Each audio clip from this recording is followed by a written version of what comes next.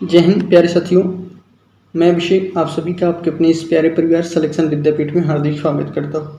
उम्मीद करता हूँ आप सभी लोग स्वस्थ और मस्त होंगे। जैसा कि थंबनेल में आपने देखा होगा, आज की ये क्लास हमारी रीजनिंग की होगी, जो कि यूपी SSSC पेट और अन्य सभी एग्जामों को ध्यान में रखते हुए ये क्लास हमने किया है, जिसमें से मैंने 5 से 7 क्वेश्चन के बीच में हमने लिया है इस क्लास में, जो कि सभी अलग अलग चैप्टर से हैं। आज की इस क्लास का पहला जो क्वेश्चन है वो कैलेंडर से है, और आप लोगों को मैं ये विश्वास दिलाना चाहता हूँ कि थोड़ा यहाँ पे लिखने में प्रॉब्लम होगा, आप लोग थोड़ा ध्यान से सुनिएगा कि आज की ये क्लास में हम कैलेंडर से जो दिन निकालने वाले क्वेश्चन पूछे जाते हैं, जैसे मंगल बुध गुरुवार या कोई भी ईयर देके, कोई भी डेट देके, कोई भी मंथ देके आपसे पूछता है कौन सा दिन था।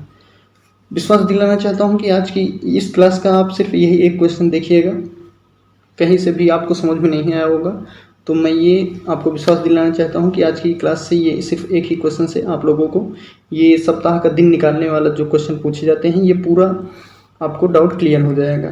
तो बिना किसी देरी के हम अपनी क्लास शुरू करते हैं। अगर आप नए हैं तो ज़रूर चैनल को सब्सक्राइब करेंगे। जैसे हमारे सामने पहला क्वेश्चन दिया गया है, 6 जनवरी 2010 को सप्ताह का कौन सा दिन था।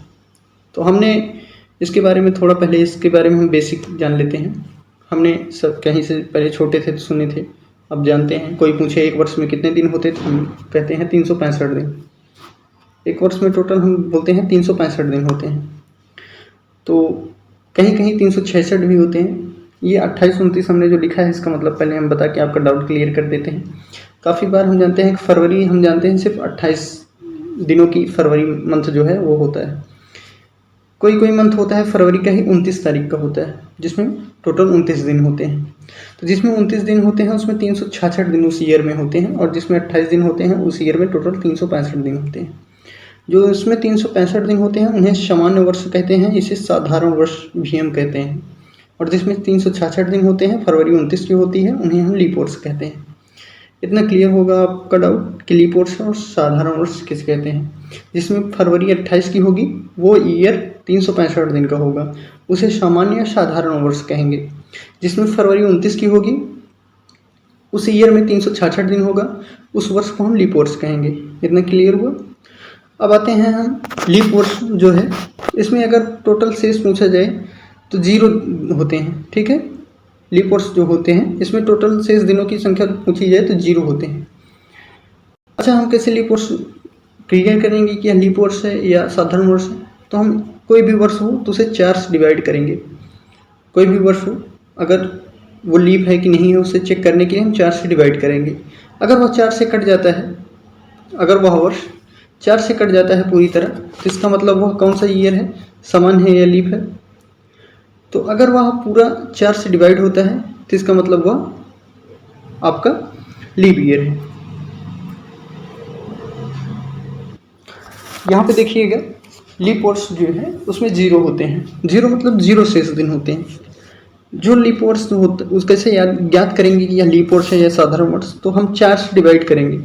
अगर वह 4 से पूरी तरह संपूर्ण कट जाता है, पूरी तरह से वह कट जाता है और 0 दिन आते हैं उसमें शेष में, तो इसका मतलब वह लीप वर्ष है।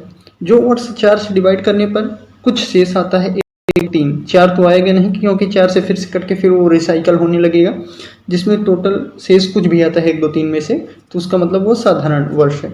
इस तरह हम ज्ञात कर लेंगे। अगर शताब्दी में पूछा जाता है तो उससे हम सिंपल 400 से काट भी लेते हैं, ठीक है, ताकि वो पूरा कट जाए। पूरा कट जाए तो लीप शताब्दी उसे कहते हैं, पूरा ना कटे तो उसे साधारण शताब्दी कहते हैं।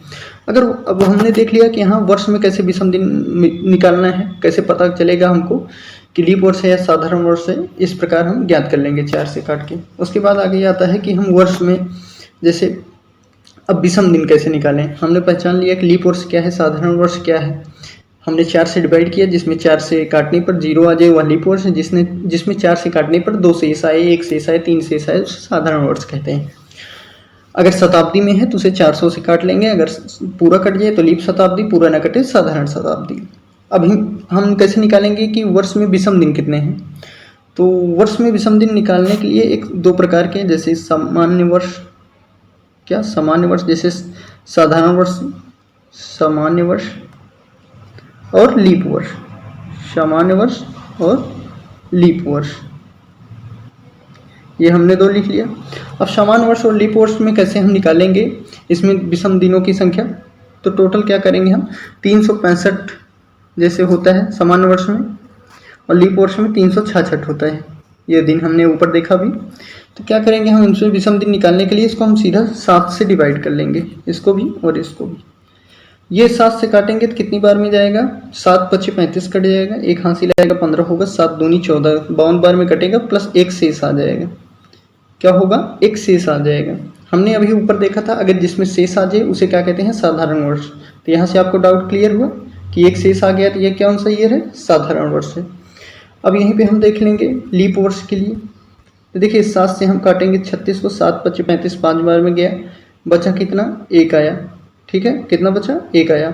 जब एक को इधर करेंगे 16 हो जाएगा, 7 दूनी 14 52 बार में काटेंगे तो कितना शेष आ गया, 2 शेष आ गया।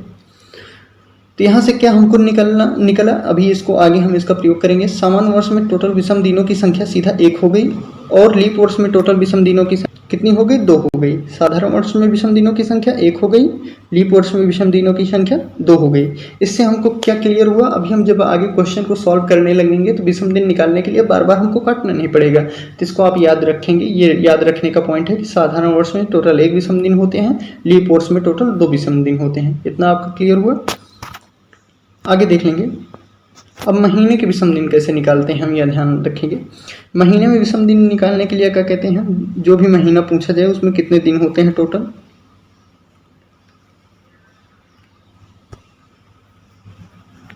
टोटल डेज कितने होते हैं महीने में, जिस महीने का निकालना है उसको डिवाइड बाई 7 से हम डिवाइड कर देंगे। जैसे सिंपल ले लेंगे, जनवरी का हम दिया गया है, जनवरी ले लेते हैं। जनवरी में टोटल कितने दिन होते हैं, 31 होते हैं। जब इसको हम 7 से डिवाइड कर देंगे कितनी बार में ये कटेगा, तो डिवाइड करेंगे 728 हो जाएगा। टोटल कितना बचेगा, 3 शेषफल। तो जनवरी में विषम दिनों की संख्या कितनी हो गई, 3। इतना क्लियर हुआ। इसी प्रकार जो पूछा जाए, जैसे 28 की फरवरी है तो 7 चौक 28 टोटल कट गया, 0 विषम दिन आ गए। 29 की है तो 1 विषम दिन आ गया। इसी प्रकार हम 7 से काट के विषम दिन निकाल लेंगे। इसमें वर्ष में भी 7 से काट के हम विषम दिन निकालेंगे, और महीने भी 7 से काट के विषम दिन निकालेंगे, क्योंकि हफ्ता जो होता है, सप्ताह जो होता है वो 7 दिनों का होता है। ठीक है, सप्ताह कितना दिनों का होता है, 7 दिनों का होता है। वर्ष के लिए साधारण या समान वर्ष में टोटल 1 शेष दिन होते हैं, और लीप वर्ष जो होता है उसमें 2 विषम दिन होते हैं। इतना क्लियर हुआ। अब आगे हम देखते हैं कुछ इंपॉर्टेंट पॉइंट जो हैं, सीधा हम शताब्दी में जो पूछे जाते हैं, 2000, 2010, 2020, 1600 या कुछ ऐसा जो ईयर पूछा जाता है, 2022 पूछ लिया गया, तो हम सिंपल एक यहाँ पे लिख लेंगे थोड़ी देर के लिए। लिखा है ये ध्यान से देखेंगे, जैसे 100 ईयर, 200, 300 और 400। ये हमने 400 लिया है। जैसे हमने आपको ऊपर बताया था कि अगर शताब्दी वर्ष पूछा जाए तो 400 से काटेंगे, अगर सिंपल वर्ष रहे तो उसको 4 से काटेंगे। जैसे 2000 पूछ लिया जाए या 2010 पूछा जाए तो आप 4 से ना काट के सीधा 400 से भी काट कर सकते हैं। तो 2022 को 2000 में और 22 में तोड़ देंगे तो 400 से 2000 पूरा कट जाएगा, 0 22 बचेगा। ऊपर हम देख लेंगे भाई, यहाँ पे समझेंगे। तो सिंपल ये इतना याद कर लेंगे कि 100 अगर 100 ईयर बचा है तो उसमें 5 विषम दिन टोटल होंगे। 200 बचा है तो उसमें 3 विषम दिन होंगे। 300 बचा है टोटल उसमें 1 विषम दिन बचेंगे। अगर 400 है तो टोटल उसमें 0 विषम दिन होंगे, क्योंकि 400 फिर से कट जाता है, 400 रिपीट होने लगता है। और 400 के मल्टीपल जितने भी ईयर आएंगे, 4 दूना 8, 12, 16, 20 जैसे आएंगे, उनके सभी में 0 विषम दिन होते चले जाएंगे। अब उम्मीद करता हूँ लीप वर्ष क्या है, साधारण वर्ष क्या है, शताब्दी वर्ष क्या है, विषम दिन कैसे निकालते हैं, ये सब जितने भी इम्पोर्टेंट पॉइंट थे आपने समझ लिए हैं। अब हम आते हैं अपने क्वेश्चन की तरफ। हमारा क्वेश्चन दिया गया है 6 जनवरी 2010 को सप्ताह का कौन सा दिन था। 6 जनवरी 2010 को सप्ताह का कौन सा दिन था। तो यहाँ पे 6 जनवरी 2010 है, मतलब 2010 पूरा नहीं है। कितना पूरा वर्ष है, 2009 तक पूरा वर्ष है। ठीक है, 2009 तक पूरा वर्ष है। तो हम 2010 तक ना जाके 2009 तक ही जाएंगे। 2009 तक हम जाएंगे जब, तो यहाँ पे टोटल अब पहले हम वर्षों निकालेंगे, कितने कितने वर्ष हैं। तो इसको हम कैसे तोड़ेंगे, एक तोड़ लेंगे 2000 में, प्लस एक तोड़ लेंगे 9 वर्ष में, मतलब एक टोटल 2000 वर्ष हो गया, एक 9 वर्ष हो गया।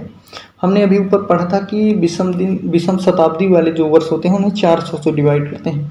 अगर इसको आप 400 से डिवाइड करेंगे 0 आ जाएगा, और एक अभी जो भी इसके जस्ट पहले पढ़ा था हमने 100 ईयर, 200 ईयर, 300 ईयर, 400 ईयर वाले में, तो हमने वहाँ पे देखा था कि 400 ईयर में 0 विषम दिन होते हैं। तो यहाँ पे टोटल विषम दिनों की संख्या कितनी हो जाएगी?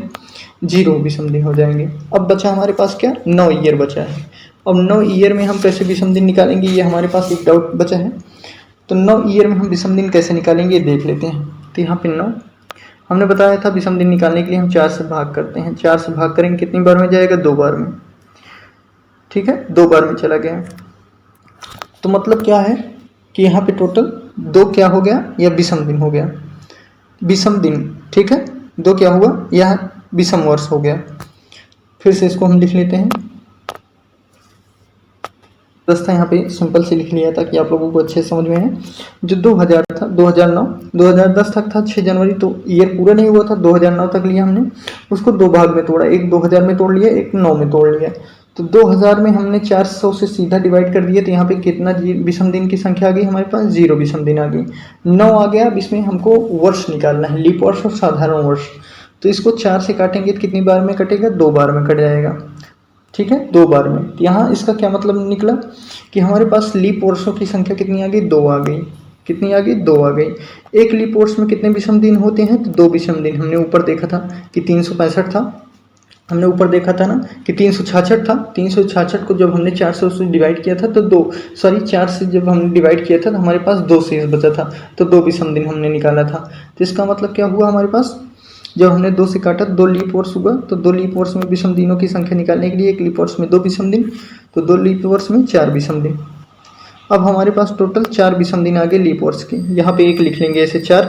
अब आगे इसका फिर से सॉल्व कर लेंगे। अब हमारे पास 2, क्योंकि हमने 9 को काटा था, किससे काटा था? 4 से काटा था, तो ये 2 बार में कट गया था। 4 दूना 8, तो अब हमारे पास कितना बचा है? 9 बचा है। 9 में 2 घटा देंगे हम लीप वर्ष। 9 टोटल ये था। 9 में जब 2 लीप वर्ष घटा लिए तो हमारे पास टोटल साधारण वर्ष कितने आ गए? 7 आ गए। एक साधारण वर्ष में विषम दिनों की संख्या 1 होती है, तो टोटल विषम दिनों की संख्या यहाँ से हमारे पास कितना निकल के आई? 7 निकल के आई। टोटल विषम दिनों की संख्या यहाँ 7 निकल के आई, और लीप वर्ष वाले विषम दिनों की संख्या 2 दूना 4 थी। ठीक है, टोटल 7 4 11 हो गए। अब यहाँ से फिर से समझ लेंगे। यहाँ पे हम अब टोटल लिख लेंगे क्वेश्चन पूरा। 6 जनवरी 2009, 6 जनवरी 2009। अब इसको हम सॉल्व करेंगे। तो देखिए 2000 में कुछ नहीं था, 9 को हम लेके चलेंगे। 9 में हमने निकाला था लीप वर्ष के हिसाब से 2 दूना 4 विषम दिन थे। साधारण वर्ष में 7, तो 7 एकम 7 थे। ये टोटल हमारे विषम दिन हो गए। उसके बाद 6 जनवरी है, पूरा मंथ पूरा नहीं है, तो यहाँ पे टोटल 6 ही दिन माने जाएंगे। अब इनको हम सबको जोड़ लेंगे, कितना हो गया? तो 6 4 10 7 17, टोटल हमारे पास यहाँ पे कितना आया? 17 दिन आया। 17 दिन को अब हम 7 से डिवाइड कर लेंगे, कितना बार में जाएगा? 7 दूनी 14, बचा शेष कितना? 3। ठीक है, कैलेंडर में दिन कैसे गिने जाते हैं? तो 1 2 3 4 5 6 7 इस प्रकार नहीं गिने जाते हैं कि 1 को रविवार, 2 को सोमवार, ऐसे नहीं। 0 से शुरू होता है, तो 0 को हम रविवार लेते हैं, 1 को सोमवार, 2 को मंगलवार, 3 को बुधवार। टोटल यहाँ पे दिनों की संख्या 3 आ गई। तो यहाँ पे हमारा राइट आंसर क्या हो जाएगा? 6 जनवरी 2010 को कौन सा दिन था? बुधवार था। इसका राइट आंसर क्या हो गया? बुधवार। ऑप्शन नंबर डी इसका राइट आंसर। उम्मीद करता हूँ ये क्लास आपको अच्छे से समझ में आया होगा। एक बार फिर से आप इसको देखिएगा, क्लास को रिपीट करके नहीं समझ में आया होगा तो मुझे ये पूरा यकीन है कि आप इस प्रकार के सवाल जो हैं दिन निकालने वाले वो ज़रूर सॉल्व कर लेंगे। अगर थोड़ा सा भी कहूँ कहीं सा आपको डाउट लगता है कि कहीं थोड़ा सा डाउट है, कमेंट में बताइएगा। कैलेंडर के ऊपर एक स्पेशल क्लास लाएंगे जिसमें कैलेंडर के सभी टॉपिक्स को पीपीटी के थ्रू हम बनाएंगे ताकि लिखने में प्रॉब्लम ना हो। पीपीटी के थ्रू हम बना के सॉल्व करेंगे तो ज़रूर आपको समझ में आएगा। अब अगला क्वेश्चन हम देख लेते हैं आज की सीट का। दिया गया है, दिए गए सीट को मोड़कर एक घन बनाया जाता है। क्वेश्चन सेट कर लेते हैं। हमारे सामने क्वेश्चन दिया गया है कि दिए गए सीट को मोड़कर एक घन बनाया जाता है। इस तरह निर्मित घन निम्न में से कौन सा छोर युग्म विपरीत पृष्ठ पर होगा? मतलब कौन सा छोर एक के विपरीत होगा, पासे में जैसे होता है। उसी प्रकार बनाना है। तो हमारा दिया गया है A F E D, D के नीचे दिया गया है हमारा यहाँ पे सी, और एफ के ऊपर दिया गया है हमको बी। तो यहाँ पे बताना है कौन सा किसके विपरीत होगा। जब इस प्रकार की हमें आकृति दी होती है तो हम कैसे सॉल्व करते हैं इसको देख लेंगे। जब इस प्रकार की हमारे पास आकृति दी होती है तो हम एक को छोड़कर दूसरे को लेते हैं। पहले रो में ही एक लाइन में ही ले लेंगे। तो पहले इसको छोड़कर इसको ले लेंगे, मतलब ए के विपरीत क्या हो अब यहाँ एफ के विपरीत क्या होगा, एफ के विपरीत डी हो जाएगा। देखिए जो कि सामने होता है, अगर एक रो या कॉलम में है तो एक को छोड़कर एक उसका अपोजिट होता है। जैसे ए का विपरीत ई हो गया तो एफ का विपरीत ई को छोड़कर क्या हो गया, डी हो गया। एफ का विपरीत क्या हो गया, डी हो गया। तब बचा क्या, बी और सी। तो बी का विपरीत क्या हो जाएगा हमारा, बी का विपरीत सी हो जाएगा। यहाँ पे ऑप्शन नहीं है तो जो भी ऑप्शन में होगा, ए के विपरीत ई होगा, एफ के विपरीत डी होगा, बी के विपरीत सी होगा। जो भी ऑप्शन होगा अपोजिट में वही हम चूज कर लेंगे। अगला क्वेश्चन देख लेते हैं अब हम अपना। तो अगला क्वेश्चन हमारा क्या दिया गया है, देखेंगे। अगला क्वेश्चन देखेंगे, हमारा दिया गया है फूल लाल कपड़े। तो यहाँ पे बेन आरेख से हमको बताना है कि कौन सा बेन आरेख जो है वो फूल लाल और कपड़े को दर्शाता है। तो कौन सा बेन आरेख बताता है, हमको बताना है कि फूल है, लाल है, कपड़े है। दो बेन आरेख यहाँ पे हैं, दो बेन आरेख नीचे भी है। तो यहाँ पे हम देखेंगे तो जैसे तीसरा चौथा है, पहले चौथे से देखते हम चलेंगे। तो चौथा हमारा क्या बोल रहा है कि जैसे यहाँ पे पूरे लाल फूल कपड़े। तो देखिए लाल तो पूरा सही है, फूल भी सही है, कपड़े भी सही है, पर यहाँ पे क्या डिफरेंट होगा। अगर इसको हम लाल देखेंगे, पूरा लाल कपड़े, सिर्फ लाल अकेले थोड़ी कपड़े होते हैं, और कलर के फूल भी होते हैं और कलर के लाल होते हैं। इस कारण से ये ऑप्शन नहीं होगा। अब अगला ऑप्शन देखेंगे हम, जैसे अगर यहाँ पे देख लेते हैं लाल तो फूल तो कपड़े, तो फूल कपड़े एक नहीं हो सकते। अगर इसको हम लाल मांगेंगे, इसको फूल मांगे, कपड़े भी लाल भी होते हैं, तो इसका मतलब ये भी ऑप्शन नहीं होगा। अगला ऑप्शन देखेंगे। अब अगला हमारे पास ये दो ऑप्शन है, तो इसमें से देखेंगे कि पूरा ये मान लेते हैं लाल है, तो ये पूरा कपड़ा है, तो ये पूरा फूल है। तो देखिए लाल जो होता है वो कपड़ा तो होता है, ये संबंध दर्शाता है। लाल जो होता है फूल होता है, पर यहाँ पे फूल और कपड़े एक नहीं होते, तो इसके कारण ये गलत हो गया। तो इसका मतलब ऑप्शन नंबर एक ही सही होगा, तीन गलत हो गए। तो इसको देख लेते हैं कैसे सही होगा।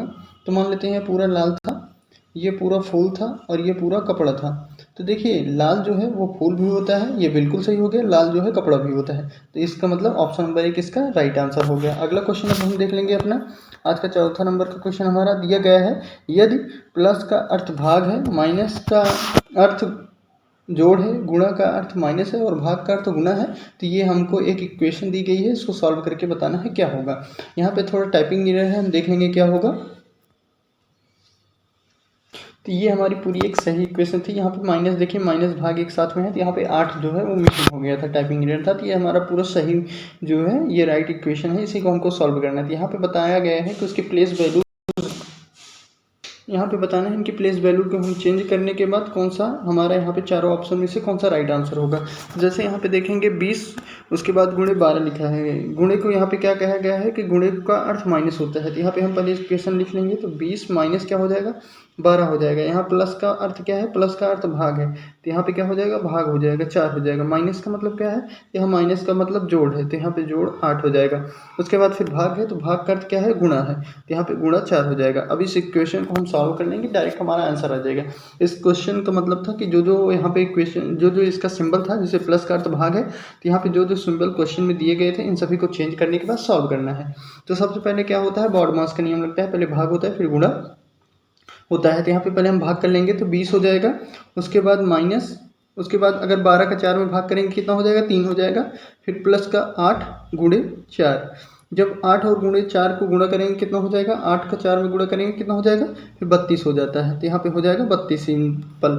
तो अगर यहाँ पे एक संख्या के सामने माइनस है, एक में प्लस है, तो क्या होता है, प्लस माइनस हमेशा माइनस होता है। तो यहाँ पे हम माइनस कर देंगे तो कितना हो जाएगा हमारा, टोटल 32 में से अगर 3 जाएगा कितना हो जाएगा, 29 होता है। ठीक है, 32 में से 3 गया 29 होता है। पर यहाँ पे देखेंगे तो बड़ी संख्या के सामने क्या है, प्लस है, तो प्लस का सिंबल हम लेंगे, क्या लेंगे, प्लस का सिंबल लेंगे। तो 32 में से 3 गया कितना हो गया, 29 हो गया। यहाँ पे सिंपल हम कर लेंगे, पर 32 के सामने क्या था, प्लस था, तो प्लस हो जाएगा। यहाँ पे 29 करेंगे, तो यहाँ पे क्या करेंगे, हम 29 कर लेंगे। ठीक है, 29 कर लेंगे। अभी 29 और जब 20 को जोड़ेंगे कितना होता है, 49 होता है। इसका मतलब हमारा इसका राइट आंसर क्या हो गया, 49 हो गया। इसका राइट आंसर क्या हो गया, 49 इसका राइट आंसर हो गया। उम्मीद करता हूँ अच्छे से समझे होंगे। एक बार फिर से देख लेंगे। यहाँ पे हमने सभी सिंबल चेंज करके लिख लिया। पहले भाग होता है, तो 4 का भाग 12 में देंगे 3 होगा, तो यहाँ पे कितना हो गया, 3 हो गया। फिर प्लस 8 और 4 है, गुणा होगा तो क्या हो जाएगा, 32 हो जाएगा। यहाँ पे माइनस था, तो 20 माइनस 3 प्लस 32 था। तो या तो हम सिंपल 20 में से 3 घटा दें, या तो हम सीधा 32 में घटा दें। तो हम 32 में घटा दिए तो कितना हो गया, 29 हुआ। ठीक है, बड़ी संख्या 32 थी, इसके सामने प्लस है, तो यहाँ पे भी हम प्लस लेंगे। तो 20 प्लस 29 कितना हो गया, टोटल 49 इसका राइट आंसर हो गया। अगला क्वेश्चन देखेंगे। आज की क्लास का हमारा लास्ट क्वेश्चन है, दिया गया है 28 का संबंध जिस प्रकार करके 45 हुआ है उसी प्रकार क्वेश्चन मार्क से क्या करें कि हमारा 100 हो जाए। तो यहाँ पे देखेंगे 28 से 45 का डिफरेंस जो है वो काफ़ी लंबा है, इसका मतलब कुछ ना कुछ इसमें स्क्वायर या गुणा किया होगा। इसमें क्या है देखेंगे पहले इसका अंतर कितना हो रहा है, तो 45 और 28 का अगर हम अंतर निकालेंगे कितना हो जाएगा, 45 और 28 को घटाएंगे तो 15 में से 8 जाएगा, कितना हो जाएगा 8 7 15 होता है। तो यहाँ पे 7 हो गया, यहाँ पे 7 हो गया, कितना हो गया यहाँ पे 7 हो गया हमारा। उसके बाद 3 में से 2 गए 1 मतलब 117 इसका डिफरेंट हो रहा है। अगर तो 100 यहाँ पे छोटी संख्या होगी 100 से तभी इसका डिफरेंट होगा, तो 117 तो होगा नहीं क्योंकि 100 117 से ही कम है। तो यहाँ पे सिंपल हम गुणा करेंगे तो देखेंगे क्या हो रहा है हमारा। तो यहाँ पे सिंपल हम अगर 117 हो रहा है तो 28 है, तो 28 में अगर हम 28 में हम सिंपल किसका गुणा कर देंगे, फिर 28 में अगर हम 5 का गुणा कर दें और यहीं पे हम 5 का स्क्वायर करके इसमें जोड़ दें तो क्या हो जाएगा, 28 के जब हम 5 में गुणा करेंगे तो 28 पंचे होता है 140 और 5 का स्क्वायर कितना होता है, 28 का गुणा कितना हो गया 140 हो गया, 5 का स्क्वायर कितना होता है 25 होता है। ठीक है, तो यहाँ पे कितना हो गया हमारे पर, सॉरी 28 का गुणा 140 नहीं होता है। फिर से यहाँ पे हम देखेंगे कितना होता है, जब हम 28 को 5 में गुणा करेंगे 20 पंचे 100 8 पंचे 40 तो कितना होता है 140 होता है। ठीक है, कितना होता है 140 होता है। तो स्क्वायर ना करके यहाँ पे हम सिंपल 5 ही जोड़ देंगे। देखते हैं 5 का गुणा किया 5 जोड़े तो क्या होता है, अगर यही लगेगा तो 28 को 5 में गुणा करेंगे 5 8 40 का 0 हासिल 4 5 दूनी 10 से 14 ये 140 हो गया, प्लस इसमें 5 जोड़ देंगे तो 145 हो गया। अगर ये सही होगा जो यहाँ पे हमने लगाया है तरीका, अगर इसी तरीके से सॉल्व होगा तो 100 भी इसी तरीके से आएगा। तो हम किसमें 100 को जोड़ें और घटाएं कि हमारा यहाँ पे 100 आ जाए।